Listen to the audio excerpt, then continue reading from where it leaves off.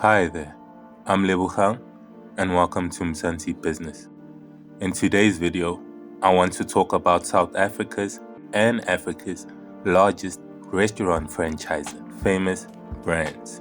From having iconic South African brands such as Steers, Debonairs, Mugg Bean, as well as the US-based Wimpy franchise as part of its portfolio, not to mention the whole host of other restaurant brands they have under them. This company has become a powerhouse in the South African restaurant industry, with over 2,500 restaurants in South Africa alone, as well as over 300 restaurants across Africa, the Middle East, and even the UK. So, let's uncover this company's origin story, as well as how some of these iconic brands came under their control.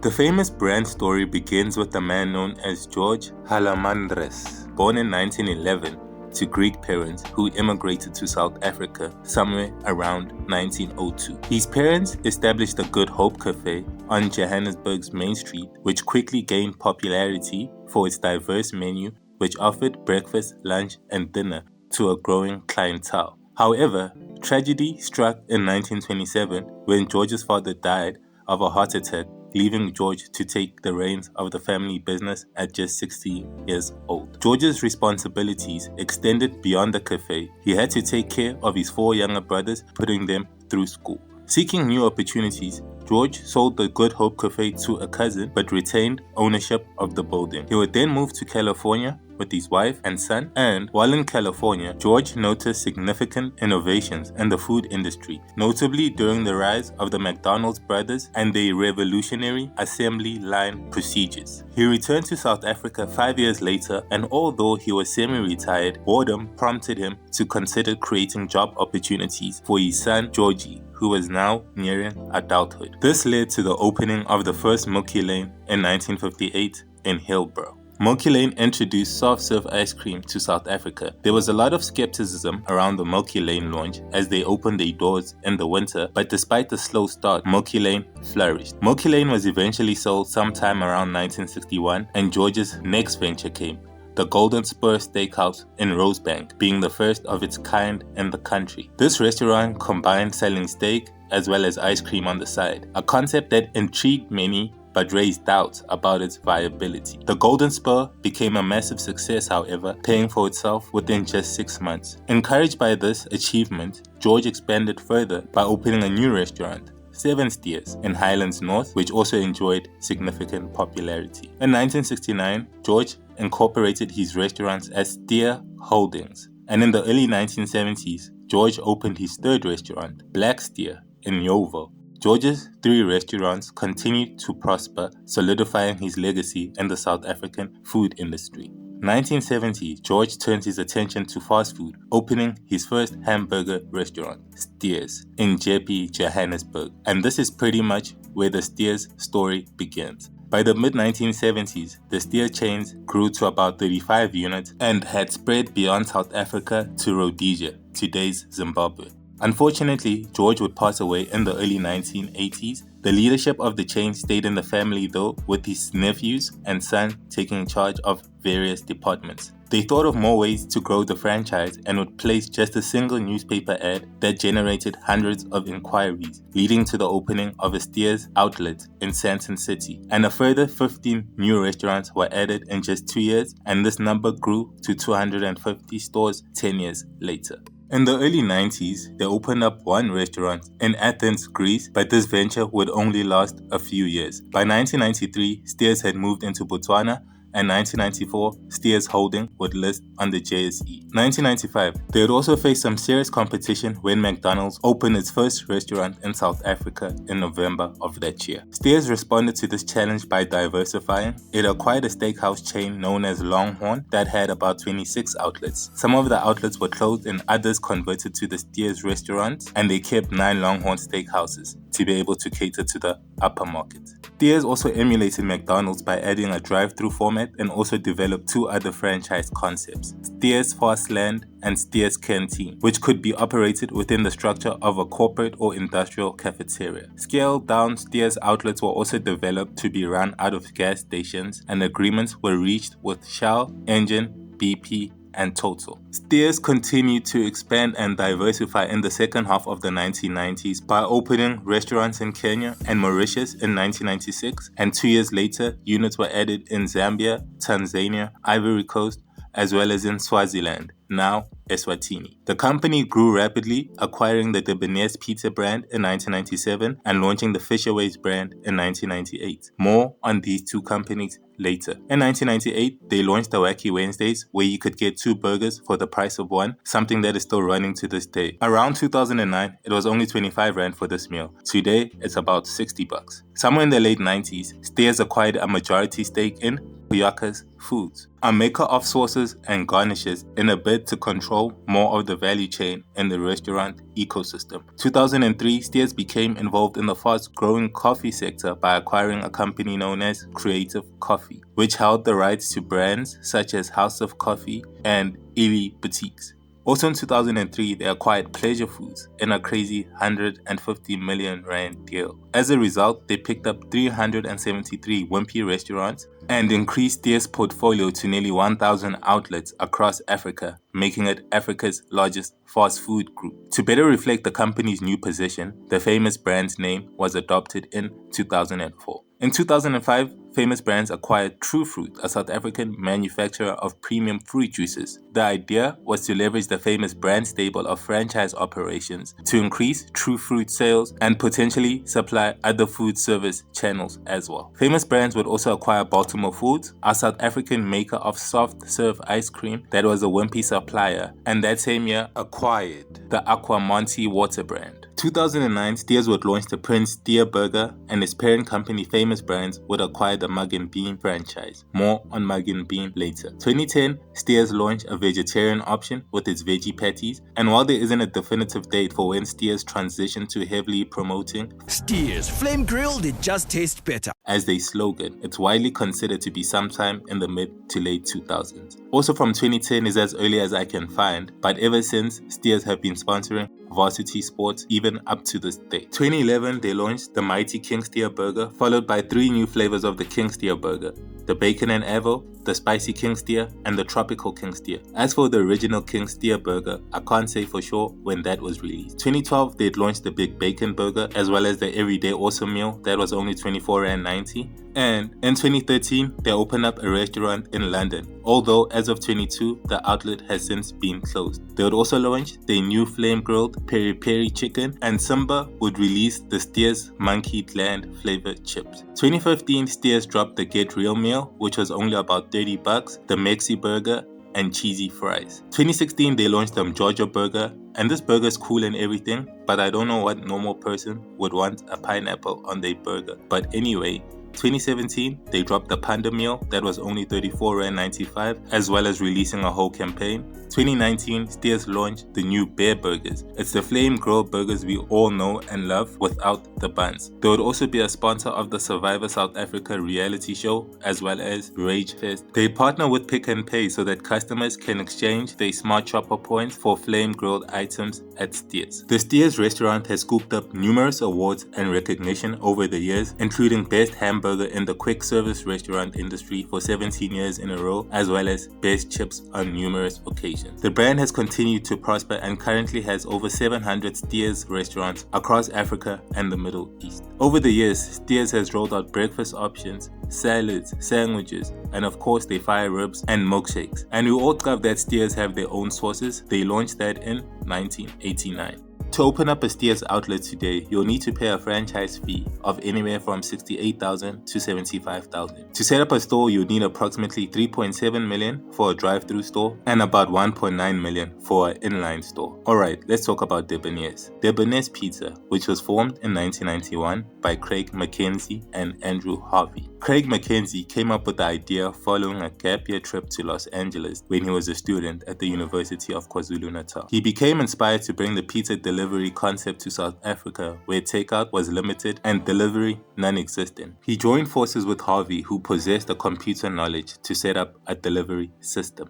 With just 6,000 rands, These two brews in 1991 would open the first restaurant in Pietermaritzburg, followed by one in Umhlanga. The pizzas were initially made in the bakery section of a supermarket owned by the Mackenzie family. From the jump, Debonairs offered free delivery, a first for any South African brand, and they would also deliver it in style, wearing a tux and a bow tie, hence the logo of a brew delivering a pizza. 1997, they opened up a store in Swaziland, now Eswatini, and by 1998, they had about 60 stores. The first Debonairs advert would air on TV in 1999, and in 2005, they came through with the new slogan, "It's the way you like it," as well as opening their 200th store in Sandton. In 2008, they released the iconic triple-decker pizza along with the cram crust and the double stack. And in 2010, launched an online and mobile ordering, a first for any pizza brand in South Africa, as well as introducing a small personal pizza, the real deal. 2011, they introduced the iconic tagline, Debonairs Pizza, try something amazing. and in 2016, Debonairs was voted as the third most loved fast food brand by the Sunday Times in a top brand survey done by them, pretty much making them the #1 pizza brand in the country. They would also open up restaurant number 600 that year. In 2020, they would introduce Debza, the smallest pizza social media influencer, and that's pretty much the Debonairs story up to this point. Other menu items include sausages, chicken wings, chicken pops, the awesome foursome, the cram decker, and many more. In 2024, Debonairs even launched South Africa's first pizza wrap. Today, they have over 700 stores. So, how much would it cost to set up a Debonairs store? The initial franchise fee is anywhere from 50,000 to 68,000, depending on the store format. You will need just over 2 million rands for setup costs, as well as a further 250,000 to 450,000 for initial stock and operating expenses. Let's talk about Fishaways now.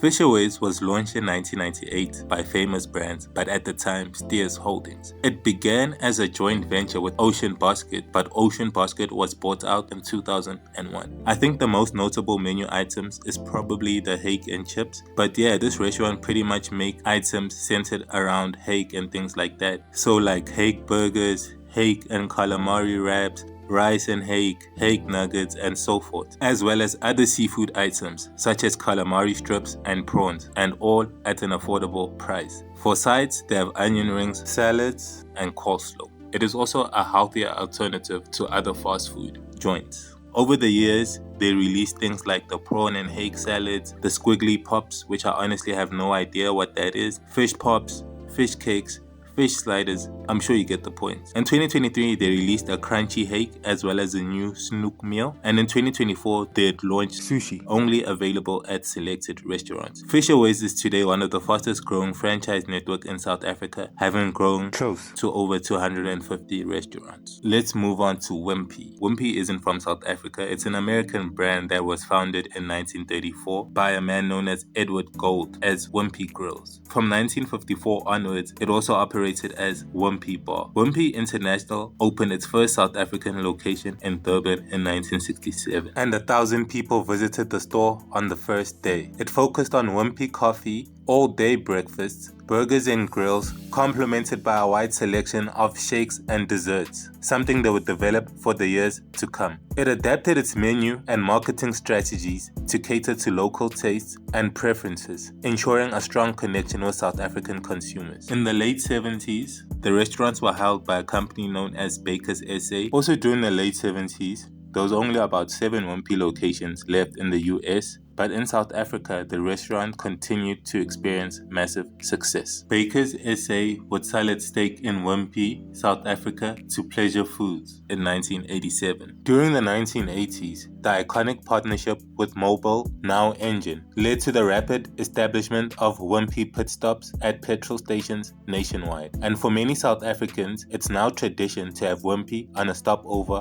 while going on a long road trip. Also during the 80s, Wimpy became the first sit-down restaurant to officially serve all South Africans, regardless of race laws imposed by apartheid. 2003, Pleasure Foods came under the control of Famous Brands. In 2007, Famous Brands also acquired the United Kingdom-based Wimpy, thus becoming the parent company for the chain. Today, there's about 544 Wimpy outlets, 458 of those in South Africa and the rest across Africa and the UK. There are also a couple stores in Egypt and the UAE, but not owned by famous brands. Wimpy restaurants have a strong connection with South Africans because of its vast number of restaurants, making it easily accessible, the good food, including its strong breakfast options, and just a place that is perfect for the whole fam to go and grab a bite. So how much does it cost to set up a Wimpy? The franchise fee for a standard Wimpy is about 80,000 rands, and setup costs range between 1.7 million and 2.4 million. They also charge about 92,000 for plans, as well as a project management fee. And finally guys, Mugg Bean. Founded in 1996 by a man known as Ben Formata, a man that grew up in the Northwest and had already experienced massive success in the South African restaurant industry. He once took a trip to America in the early 90s and visited a Chicago coffee shop. This would inspire him to open a similar kind of restaurant in South Africa. The first restaurant was opened at the V&A waterfront in Cape Town, 1996, and it was an instant hit. The name would come from a Disneyland ride he went on called Mugg Bean. They'll serve coffee, chai tea if you don't drink coffee, and other beverages, pastries, sandwiches, burgers, salads, and so much more. Mugg Bean took pride in serving its customers generous portions, which also led to them launching their bottomless coffee, which is still available today for selected hot drinks and certain cold drinks. They had started franchising in 1998 and launched its Mugg Bean on the Move store concept, which launched at OR Tambo International Airport. I'm not exactly sure when, but before 2011, Mugg Bean struck up a deal with Total to set up the coffee house and select Total petrol stations. 2019, Mugg Bean launched its first new drive-thru, which they would call a move-through store in Cape Town. And in 2021, launched their new Mugg Bean dressings available at selected Pick n Pay and Spar stores. 2022, they announced a partnership with Chef Mogadi, which aimed to bring more delicious plant-based choices with new vegan meals. They'd also do their part by being sustainable by releasing the travel mug. By using this or any other reusable cup, you could get a 5 Rand discount off your hot drink. 2023, they did a partnership with Capitec, allowing customers to buy Mugg Bean vouchers on the Capitec app. And yeah, I guess people like this place for the relaxed and warm atmosphere. From many different breakfast options, a whole host of unique drinks, and a whole range of meals. You got a sweet tooth, they got you covered. Mugg Bean has a menu that is diverse enough to suit any taste. The quality is consistent and the pricing is reasonable, making it attractive to South Africans, especially as a breakfast or brunch spot. Mugg Bean though have had its fair share of controversy over the years, when in late 2018 and early 2019 were criticized by political parties and trade unions for alleged unfair labor practices relating to wages and working conditions. Mugg Bean have since launched a coffee subscription that can allow you to save up to 50% on your hot drinks. And they also have a mobile app that allows you to order ahead and receive rewards. I'm not exactly sure when, but they would also launch their own coffee beans. They also have a partnership with Discovery, allowing customers to earn vitality points when buying certain items from Mugg Bean. Today, there are over 250 Mugg Bean restaurants nationwide, as well as in Kenya, Botswana, and even the UAE. If you wanted to open a Mugg Bean outlet today, you'd need to pay a franchise fee of about 95,000 for a standard store and about 45,000 to 50,000 for a Mugg Bean on the Move store. To set up a store, you will need approximately 3.6 million, and on the Move branches typically cost between 1.3 million and 1.6 million, and that's excluding VAT, my friend. Okay, back to famous brands.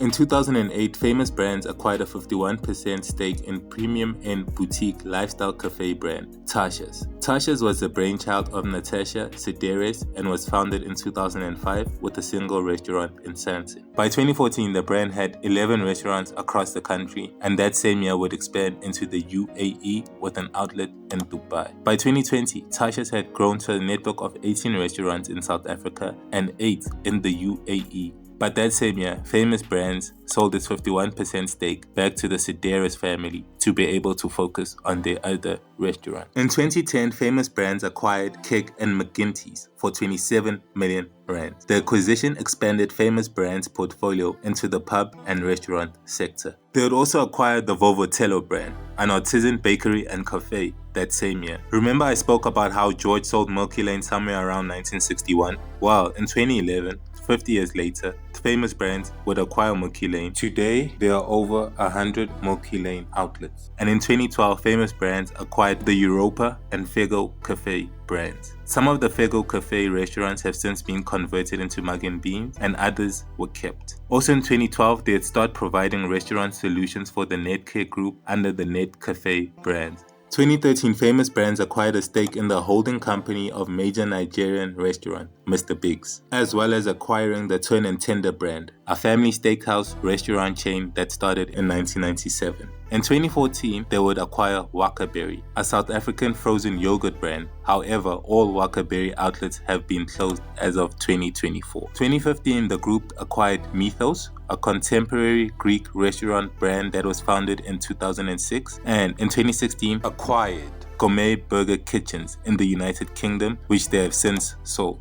Also in 2016, they had acquired Salsa Mexican Grill, a brand centered on traditional Mexican food and beverages, as well as acquiring the authentic Italian Lupa restaurants. In 2017, under license, famous brands would launch global bakery cafe brand Pau in South Africa with the opening of a flagship Pau restaurant in Melrose Arch, Gauteng. 2021, famous brands announced it had acquired a 51% stake in plant-based casual dining restaurant Lexi's Healthy Eatery. By the time the famous brands deal was done, Lexi had 4 stores, but 3 out of the 4 stores were closed shortly after. It seems famous brands wants to transition Lexi's into a quick service restaurant rather than casual dining, as well as selling Lexi's items as retail products. And I'm not sure when, but famous brands would also launch Coffee Couture, a specialized hospital coffee shop brand situated in Mediclinic hospitals nationwide. And that is pretty much the famous brand story up to this point. Besides its core business activities, the company is also involved in food and beverage manufacturing and logistics, with the focus on owning and managing the back-end supply chain of its restaurants. They have over 2,500 restaurant outlets across its portfolio, cementing it as Africa's largest restaurant franchisor. And that's a wrap for this video. If you like content like this, please consider subscribing to the channel. I'm Lebohang, this is Mzansi Business. So glad you could join us. I'm out. Peace.